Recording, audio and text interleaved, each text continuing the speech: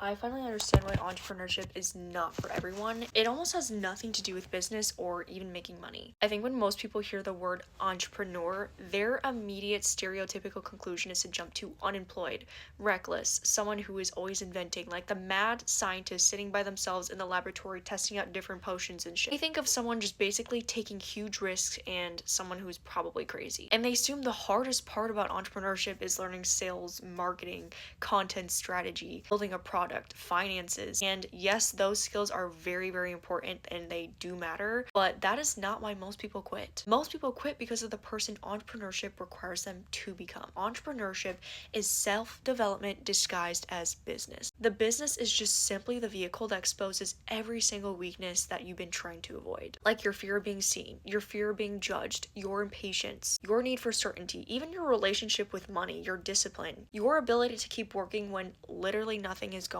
and there's no results. It will put every single insecurity, every wound, all of your fears, like brings it all to the surface. It puts it all in one project and you are required to go through that and grow through that. And that is exactly why not everybody stays, and it's not because they didn't have the smarts or the intelligence to learn and keep the business. It is literally just because they were not willing or not ready enough to go through the identity change that the business demanded of themselves. I've had to let go of several versions of myself. I've built over 10 different businesses slash tried 10 different income streams, actually probably more than that, and every single business that I failed made me a different person. Firstly, I had to let go of my habits of not taking enough action, the version that needed validation, my fear of being seen, like starting my personal brand, the version of me that was a perfectionist and needed to know what was the right step every single step of the way, or what was the perfect decision before I even made the decision. Every single business that I built has either given me money, a skill, or a lesson that I've learned about myself that I've carried into the next chapter. And every single business that has failed has taught me discipline, has taught me resilience,